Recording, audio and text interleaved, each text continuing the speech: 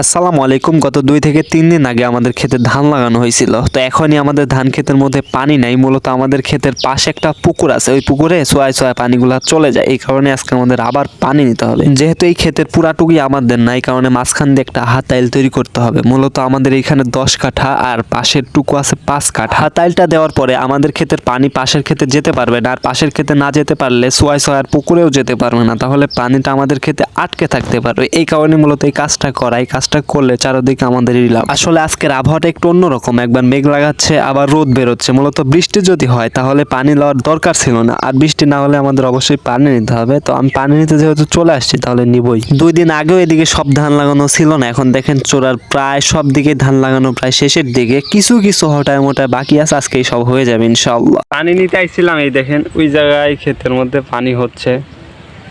আর এই দিক দিয়ে মূলত আমি কিছুক্ষণ আগে হাত আইল দিয়ে রাখছি যাতে করে পানি এই ক্ষেতের মধ্যে না আসে।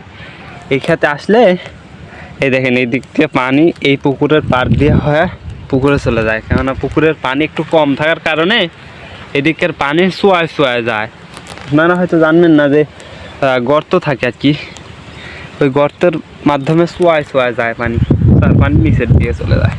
এই কারণে এই জায়গায় হাতাইল দিয়ে দিচ্ছি। তাছাড়া এইটুকু ক্ষেত আমাদের না। আর একটা কাজ বাকি পড়ে গেছে, আমাদের একটা পাটের জাগ ছিল, তো এই জাগটা আমাদের খুঁজে দিতে হবে। মূলত কয়েকদিন পর পর খুঁজে দিলে জাগগুলা ভালো হয় আর কি। আমাদের জাগটা এই জায়গায় খুঁজে দিতে আসছি, দেখেন কি পরিমাণ পানি পচা পড়ছে। এদিক দিয়ে পয়সা একদম শেষ। এই জায়গায় কি ভরলো দেখেন, কি পরিমাণ পানি পচে গেছে, একদম পচা পানি। এদিকে মানে গা একটু চুলকায় নামলে, অনেকটা পানি অনেকদিন এইভাবে থাকার কারণে পচে যায় পানি আর কি।